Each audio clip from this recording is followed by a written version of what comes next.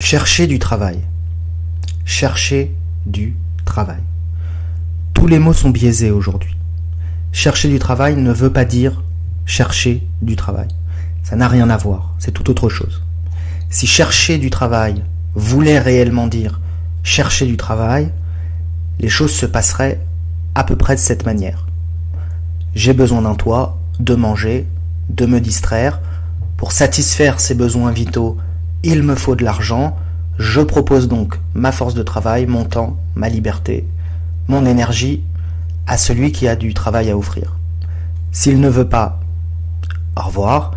S'il veut, très bien. S'il est satisfait de mon travail, il me garde. S'il n'est pas satisfait, au revoir et je recommence le processus ailleurs. C'est ainsi que l'on cherche du travail et qu'on trouve du travail. Mais chercher du travail ne signifie pas seulement cela. Il y a derrière cette expression d'apparence neutre un non-dit fondamental.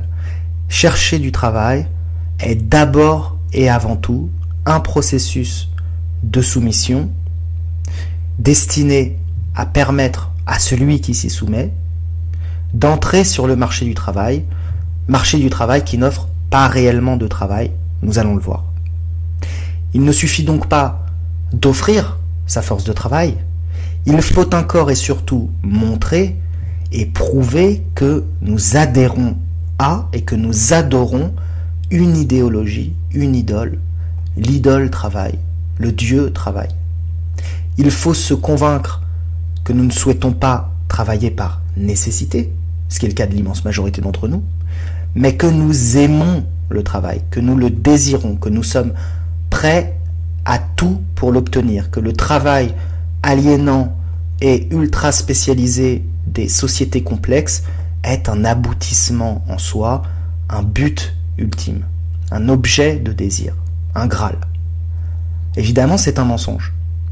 Celui qui offre son travail, tout comme celui qui offre sa force de travail, sait que c'est un mensonge. Personne ne désire conduire un bus, faire des tableaux Excel, préparer des commandes, pousser des brancards, livrer, déménager, vendre des objets, participer à des réunions ou des brainstorming, faire des traductions de je ne sais quoi, construire des bâtiments moches, faire le ménage, répondre au téléphone, usiner des pièces, manager des équipes,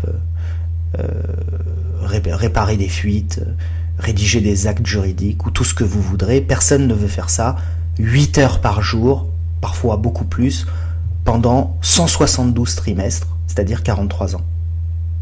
Quand on y réfléchit, quelle est la proportion de professions qui méritent que l'on s'y passionne et qui méritent que l'on y consacre sa vie entière? Quelques médecins peuvent prétendre cela, quelques artisans d'exception, quelques métiers à très haut degré de compétences qui sont satisfaisants sur le plan intellectuel. Il y a des artistes qui parviennent à vivre de leur travail, des chercheurs, la recherche, c'est un travail qui mérite que l'on s'y passionne et qu'on y consacre sa vie. Certains businessmen qui font ça par amour, qui règnent sur des empires, et puis une poignée de chanceux qui parviennent à vivre de ce qu'ils aiment vraiment faire. C'est tout, c'est 3 fois rien, c'est rien.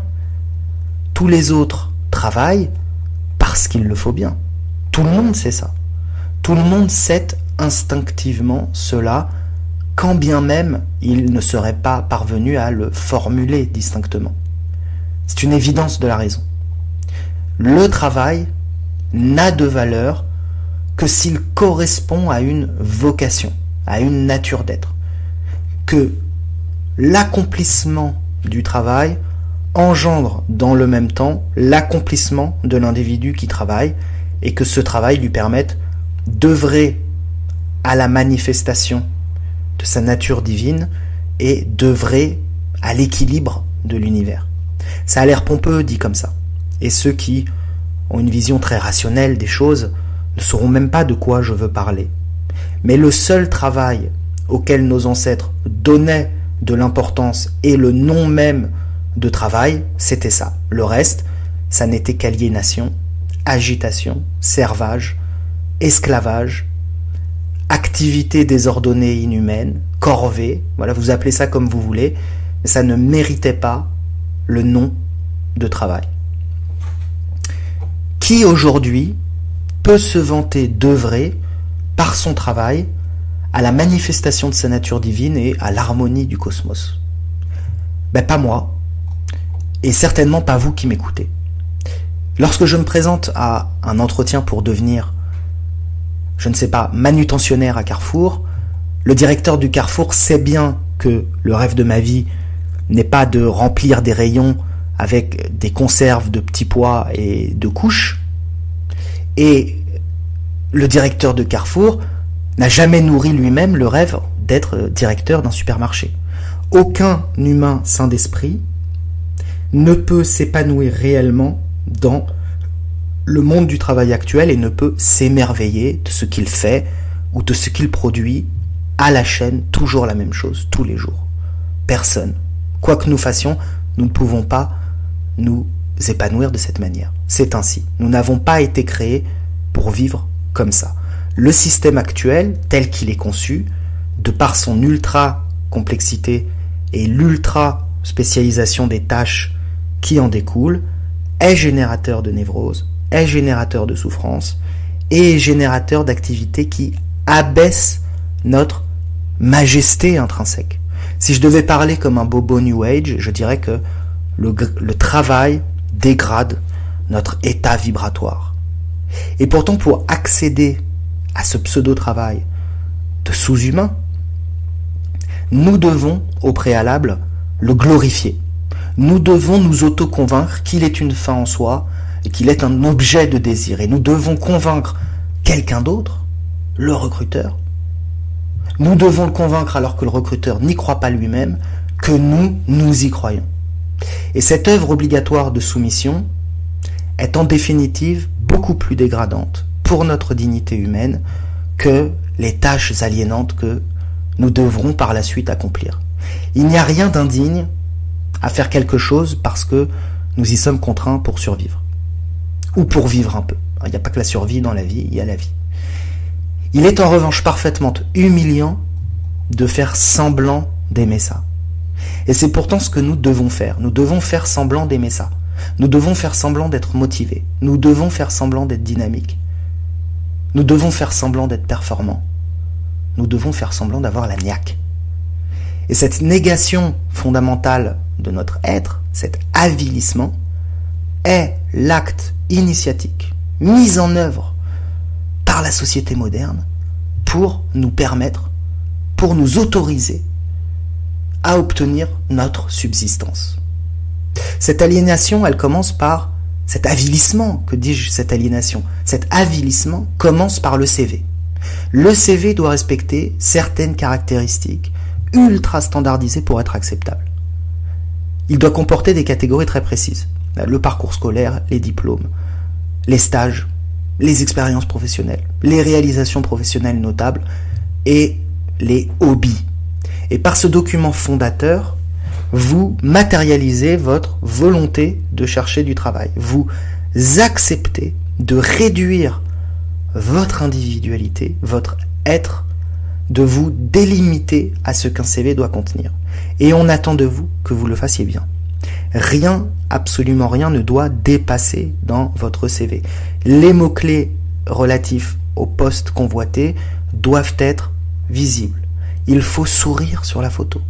Vous devez démontrer que l'intégralité de votre parcours de vie n'a été en réalité qu'une préparation méticuleuse et passionnée à exercer l'emploi convoité. Ne mentionnez surtout pas dans un CV que vous avez pu faire d'autres choses dans votre vie qui ne sont pas en rapport avec le poste. C'est mal vu. Si votre expérience pour le poste est insuffisante, c'est mal vu. Il faut gonfler artificiellement votre CV. Et si votre expérience est trop conséquente, au contraire, eh bien, il faut éviter de le montrer parce qu'il ne faudrait pas paraître orgueilleux et il ne faudrait pas paraître quelqu'un d'exigeant et de difficilement malléable. C'est très mal vu. Rien de tout ça ne doit transparaître dans votre CV. Vous ne devez être qu'une créature faite toute spécialement pour le poste, sans aspérité, sans complexité, sans nuance.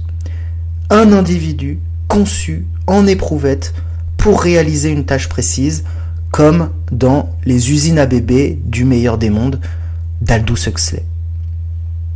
Alors il y a bien sûr une section dans laquelle vous renseignez vos prétendus hobbies. C'est pas une section obligatoire, mais la plupart des gens l'ajoutent au CV pour y mettre un pseudo supplément d'âme. C'est une ligne spécialement imaginée, j'imagine, pour contrebalancer la dimension très visiblement inhumaine du CV. Mais là encore, il ne faut pas croire que c'est un espace de liberté dans lequel vous pourriez exprimer votre singularité. Il ne faut surtout pas y indiquer ce que vous aimez faire réellement dans la vie. Tout cela est très codifié. Ne dites pas que vous aimez baiser. Ne dites pas que vous aimez vous mettre des grosses races.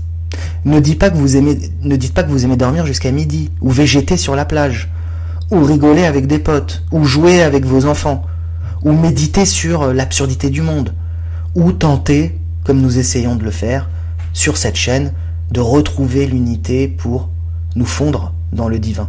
Ce n'est pas ça qu'il faut dire dans la section hobby de votre CV. Vous devez renseigner des hobbies qui démontrent que vous consacrez votre temps personnel à des activités qui vous rendent encore plus performant dans le milieu professionnel. Vous devez dire que vous aimez faire du sport. Pourquoi faire du sport? Pour être encore plus dynamique et pour avoir la culture de la gagne, de la win. Vous devez dire que vous aimez voyager pour vous ressourcer et être encore plus en forme au travail. Vous devez dire que vous aimez vous cultiver. Superficiellement, bien sûr. Il ne s'agit pas de mettre des références très poussées. Vous indiquez que vous aimez aller au cinéma ou lire de la littérature divertissante, quoi. Et le recruteur se dit, c'est peut-être bien pratique pour fluidifier les relations avec d'éventuels partenaires commerciaux que d'avoir quelqu'un qui a quelques références culturelles, et puis peut-être que le candidat ne fera pas trop de fautes d'orthographe. Voilà, c'est ça les hobbies qui doivent apparaître dans votre CV, pas vos vraies passions dans la vie. Alors une fois le CV terminé, le CV vous le terminez une fois pour toutes, c'est valable pour tous les actes de postulation que vous allez faire à tous les emplois. Éventuellement vous allez le modifier à la marge pour personnaliser une candidature, mais à peine. Donc quand vous avez fini le CV, vient l'exercice de la lettre de motivation. Vous devez, en plus du CV, écrire une lettre qui explique que vous êtes motivé et pourquoi vous êtes motivé. Alors c'est très codifié aussi la lettre de motivation, vous voyez tous ce dont je veux parler, mais essayons d'imaginer maintenant à quoi ressemblerait une lettre de motivation polie, mais qui exprimerait honnêtement les réelles motivations qui nous poussent à travailler. Alors ouvrez les guillemets. Madame, monsieur, puisqu'il faut bien manger, payer son loyer et se divertir un peu pour ne pas devenir fou, et comme l'argent ne tombe pas du ciel ni ne pousse sur les arbres, j'ai dû me résoudre à consulter les offres d'emploi.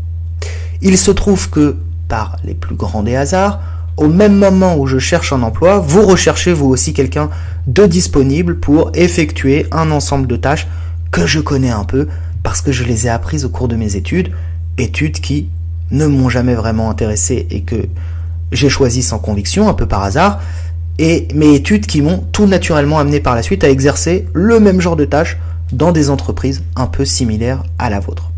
Je ne vous cache pas que ce qui a le plus attiré mon attention dans votre annonce, c'est que vous êtes disposé à me payer et que, comme je vous l'ai déjà dit, j'ai besoin d'argent. Alors pour être tout à fait honnête, les précédents postes que j'ai pu occuper ne sont pas exactement similaires à celui que vous proposez, mais je me débrouillerai comme je peux, j'ai pas trop le choix. Il est bien évident que si je n'avais pas impérieusement besoin de cet argent, il ne me viendrait même pas à l'idée de répondre à cette annonce.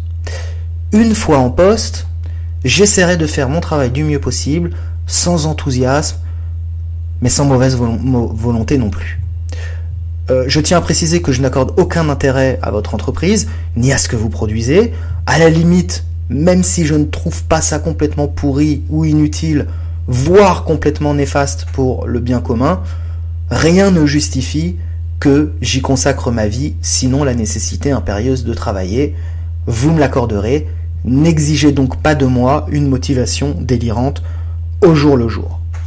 Sans vouloir vous presser, je suis à deux doigts de me faire expulser de chez moi, Ma copine est sur le point de me quitter, mes parents me méprisent, j'emprunte de l'argent à des amis, je sombre peu à peu dans la dépression, je n'ose plus ouvrir mes courriers, je n'ai pas changé de slip depuis une semaine, j'apprécierais donc une réponse rapide et une prise de poste le plus tôt possible. Je vous prie d'agréer, madame, monsieur, l'expression de mes plus sincères salutations. On est bien d'accord que ça passerait pas. Pourtant, c'est bien plus réaliste et honnête, là on est tous d'accord, que les lettres de motivation en mode « Je me reconnais dans les valeurs de votre entreprise, je pense avoir autant à vous donner que ce que vous avez à m'offrir. » La lettre de motivation est une nouvelle étape de franchie dans la soumission, dans la subordination à l'autorité. Au stade de la lettre de motive, normalement, en termes de dignité, vous êtes au même niveau que le pigeon écrasé sur la route. Le CV et la lettre de motive, ça n'est pas un jeu. Il y a des formations à Pôle emploi où on vous explique comment faire votre CV et vos lettres de motive pour bien montrer que vous êtes prêt à vendre père et mère pour travailler. Le moindre écart, la moindre imperfection dans cet exercice vous ferme les portes de l'emploi. Il faut maîtriser tout ça sur le bout des doigts, il faut faire mieux que les autres. Il faut que votre CV sorte du lot et c'est ainsi que, dans un premier temps, eh bien, vous montrez patte blanche. Et une fois que vous avez réussi cette première étape dans l'avilissement, vous avez accès à l'entretien d'embauche et là on rentre dans le dur. C'est vraiment là que vous allez devoir mettre les bouchées doubles pour démontrer à quel point vous aimez et à quel point vous désirez être exploité dans une boîte de merde. Alors jusqu'à un passé relativement proche, les entretiens se faisaient avec la personne qui allait être votre responsable et éventuellement un membre de votre futur service, si tout se passe bien. Donc c'était finalement assez informel. C'était un exercice de séduction, certes, un mensonge entendu, bien sûr, mais ça restait raisonnable. En gros, vous expliquiez ce que vous saviez faire à des gens qui le savent aussi, puisqu'ils le font aussi dans le cadre de leur profession, ou alors vous expliquiez ce que vous aviez appris, mais ce que vous n'avez pas encore eu l'occasion de mettre en œuvre au sein d'une entreprise, et puis l'équipe décidait si elle avait envie de travailler avec vous ou pas. C'était assez subjectif, finalement. Mais depuis quelques années, depuis un bon moment maintenant, les choses ne se passent plus comme ça. Il y a des gens qui ont décidé d'objectiviser le recrutement, de recruter scientifiquement.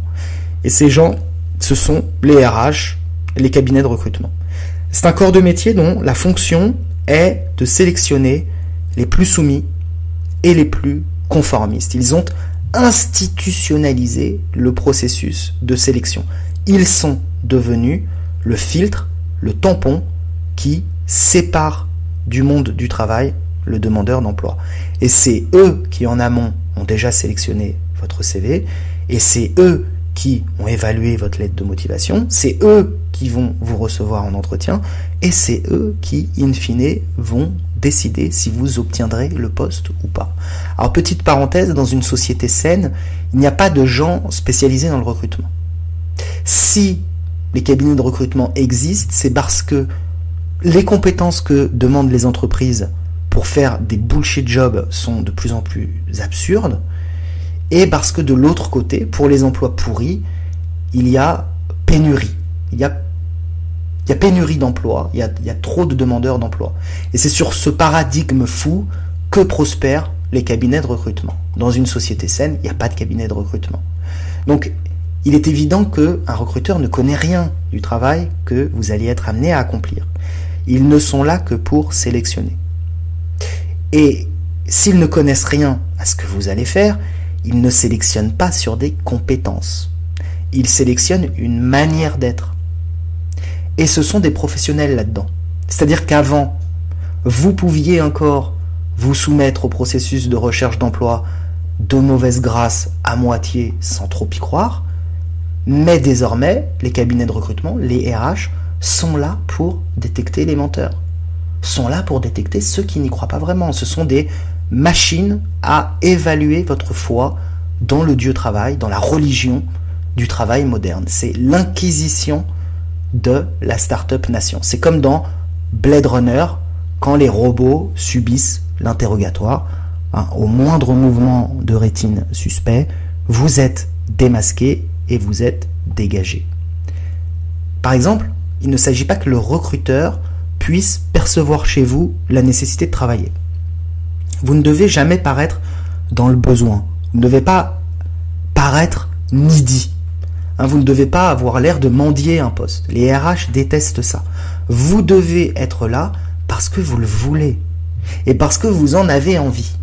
Les candidats qui donnent l'impression d'avoir besoin de travailler, les cabinets de conseil en recrutement appellent ça des job seekers. Alors si vous n'êtes pas anglais, seek c'est un jeu de mots anglophone, parce que seek ça a un double sens, ça peut vouloir dire chercher, donc job seeker c'est à la fois qui cherche un emploi, mais seek ça veut aussi dire malade, donc ce sont des gens, des malades de l'emploi. Et pour un recruteur, un job seeker c'est le summum de la loose, c'est un pestiféré, c'est un déchet, rendez-vous compte, le mec cherche du travail. LOL MDR. Vous ne devez plus vous contenter de vous soumettre à un processus, vous devez y croire. Vous devez être à fond. Vous devez répondre à des tests de personnalité, de logique et à des questions absurdes. Alors là, en termes de questions absurdes, il y a les impondérables, les inévitables. Quelles sont vos qualités et vos défauts? Et pourquoi vous plutôt qu'un autre sur ce poste? Et jusqu'où êtes-vous prêt pour aller à avoir ce job? On essaye de répondre comme on peut à ce genre de questions débiles. On essaye de ne pas avoir une goutte de sueur qui coule et surtout, on essaye de ne pas éclater la tête de celui qui nous la pose, de ne pas lui éclater la tête contre la table 296 fois d'affilée jusqu'à ce que sa tête soit un sac d'os humide. Donc on répond comme on peut. On dit j'ai les qualités de mes défauts, je suis un peu trop perfectionniste, parfois trop impliqué, c'est vrai. Fils de pute. Hein, parce que ils pensent qu'attendent-ils de cette réponse? Si j'étais malhonnête, pervers, manipulateur, le dirais-je? Non. D'ailleurs, plus on est malhonnête, pervers et manipulateur, plus on a de chance de réussir l'entretien en fait. Ça pousse au vice, les cabinets de recrutement. Ça pousse au mensonge. Bon, alors après l'entretien, ou les multiples entretiens que vous allez avoir pour un seul poste, qui peuvent s'étaler sur des semaines ou sur des mois, comme si vous aviez que ça à foutre, eh bien, vous êtes pris ou vous n'êtes pas pris. Si vous êtes pris, tant mieux. Si vous n'êtes pas pris, c'est la merde. Vous en avez pris plein le cul, vous en êtes pris plein la rondelle, vous êtes distendu au max pour pas un rond, pour 0 balle.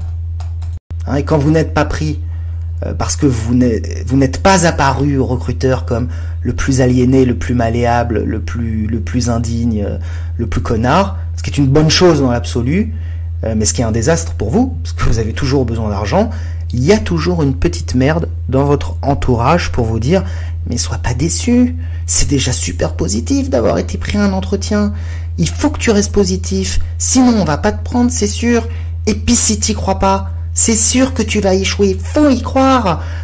Est-ce que tu fais bien tes CV et tes lettres de motivation? Tu sais que tu peux te faire financer une formation à Pôle emploi avec ça, pour faire ça, balle dans la tête. Voilà, balle dans la tête. Désormais, on vend des formations pour vous apprendre à vous conformer à ce que les recruteurs attendent de vous en entretien. C'est du pur délire. Qu'est-ce qui peut découler de bon et de positif d'un tel processus de sélection, d'un tel abaissement, d'un rituel de passage aussi dégradant que ça? Parce que c'est un rituel. C'est un rituel de passage de la postmodernité qui vous permet d'accéder au monde postmoderne. C'est un rituel de déshumanisation. Vous devez non pas démontrer que vous êtes un homme ou une personne valable, un homme avec un grand H, comme dans tous les rituels de passage ou d'initiation normaux, mais vous devez montrer que vous êtes un sous-homme, que vous avez accepté et intériorisé votre statut de sous-homme et que vous appréciez d'être un sous-homme. Alors voilà ce qui se passe, c'est que les psychopathes, les pervers, les salopards surnagent dans cet exercice. Ils sont comme des poissons dans l'eau. Ils ne voient même pas où est le problème. C'est le genre à te dire « Ah non, moi j'adore passer des entretiens, ça se passe toujours trop bien, je kiffe. » Ah ouais. Les gens normaux, entre guillemets, vous allez dire que j'utilise beaucoup le mot normal, mais c'est c'est un concept que j'ai envie de réhabiliter, c'est très important la normalité. Les gens normaux, donc, disais-je, qui tentent de garder leur dignité, qui sont conscients de ce qui se passe, vont se soumettre à ce processus s'ils n'ont pas d'autre choix, mais ils en garderont une colère intérieure, une colère sourde, une colère inconsciente parfois, qui ne les quittera jamais. Et quant au commun des mortels, puisqu'il est dans la nature des masses que de se plier à ce qu'on leur demande de faire et de croire à ce en quoi on leur demande de croire, eh bien, ces masses deviennent authentiquement des sous-hommes, deviennent authentiquement les infrahumains qu'on leur demande d'être. Et c'est une telle violence, c'est une telle négation de notre nature profonde que pour y parvenir, ils vendent leur âme. Ils deviennent complètement cons et immoraux. Alors au regard de tout ce qui a été dit, c'est pas la peine de se demander pourquoi le monde du travail est affreux, pourquoi il n'y a que des tarés, des tyrans psychopathes, des gens qui emmerdent le monde, pourquoi il n'y a que des blasés de la vie complètement dépressifs à deux doigts de se tirer une balle, et pourquoi l'immense majorité sont des gens cons comme des bites qui s'empressent d'appliquer les consignes managériales les plus débiles possibles. C'est tout vu. Il n'y a pas besoin de chercher. C'est à cause de ce rituel d'avilissement. Cette approche de la recherche du travail doit absolument disparaître si nous voulons retrouver une société saine et des individus épanouis. Ce qu'est devenu la recherche du travail n'est pas, comme l'objecteront certains, le fruit de la main invisible du marché. C'est une volonté politique. Ça fait très longtemps qu'en Occident, nous aurions dû très largement nous libérer du travail, que nous aurions dû nous libérer du mensonge de la glorification du travail et que nous ne devrions pas avoir besoin de nous abaisser à un tel rituel de dégradation de notre dignité pour travailler.